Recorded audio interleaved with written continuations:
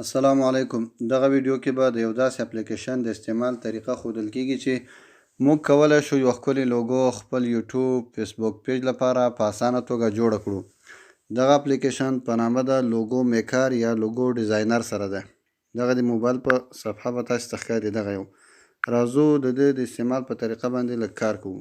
زه دا اوکې کوم. دلته مختلف ډیزاینونه پراته دي. موږ کولی شو هر ډیزاین مو چې په زړه برابر وي همغه ډیزاین یعنې تغیرات پکې راولو. د خپل فیسبوک پیج یا د یوټیوب نوم ورکوو.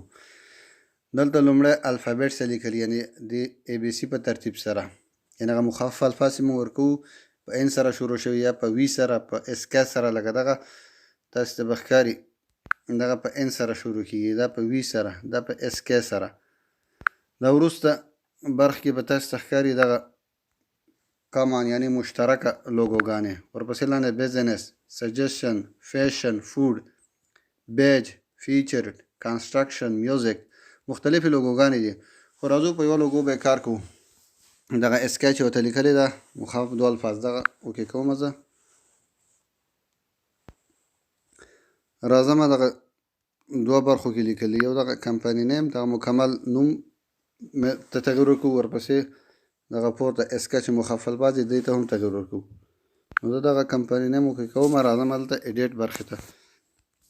دغه ایډیټ به ښکاري دا اوکې کوم. دغه کمپنی نیم ورانوم.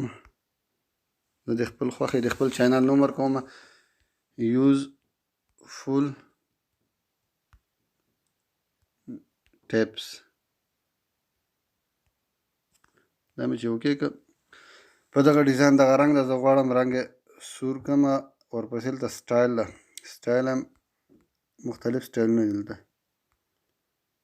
دغه سټایل ورکوم. دلته سایز ده، کولی شو سایز یې غټ کړو یا یې وړوکی کړو په دغه اندازه باندې. داسې کته پورته هم کولی شو، موقعیت هم بدلیږي. دا چې مکمل شو دغه مخفف الفاظ اسکه دا اوکې کوم. بیا ایډیټ وهم، دا پاکوم. د یوز فول نه به یو راواخلو او د ټیپس نه به ټي، دوه مخفف الفاظ. دا اوکې کوم. همدارنګه دلته رنګ به ورته دغه شین انتخاب کړو. سټایل کې به دغه سټایل ورکړو. سایز هم غواړو لږ به یا غټوو یا وړوکی کوو، دغسې په دې اندازه باندې.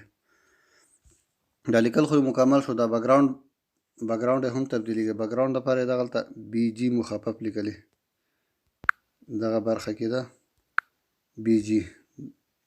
غواړم دغه بکګراونډ ورکړم.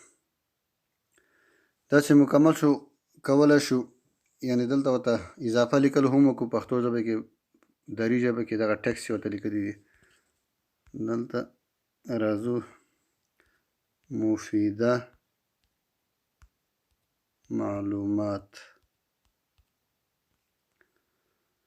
د دې ځای هم بدلولی شو، دغسې رنګ هم ور بدل کړو، دغسې سایز هم بدلیږي په همغه اندازه. دغسې هر موقع ته چې غواړئ بولی شو. همدارنګه کولی شو یو آیکن هم ورکړو، یو نشانه علامه غوندې دغه شیپس کې دغه علامه غواړئ ورکړئ. دا سایز به لږ وړوکی کړو فرض مثال. ستاسې خپلې خوښې چې شی ورکوئ کولی شئ دغه موقع ته. نو کله مو چې لوګو مکمل کړه دغه پورتنۍ برخه دا اوکې کوو نو ثبتېږي. هلته موږ نه پوښتنه کوي غواړئ په پي ان جي فارماټ کې ثبتوئ که په جی پي ای جي دغه، او د لاندې مختلف سایزونه دي. نو دغه ډاونلوډ بټن وو ثبتېږي. دا موږ سره ثبت شوې ده. راځو ګالري ته چې دا ثبت شوې ده که نه. دا ګالري اوکې کوو. دغه موږ چې به لږ مخکې لیکل وکړل دغه ثبت شوې ده. دغه اپلیکیشن په پلی سټور کې موجود دی او د دغه ویډیو په ډسکرپشن کې به یې لینک هم موجود وي. کولی شئ له دې ویډیو له ډسکرپشن څخه یې ډاونلوډ کړئ. که مو ویډیو خوښه شوي مهرباني وکړئ زموږ چینل در سره سبسکرایب کړئ. مننه.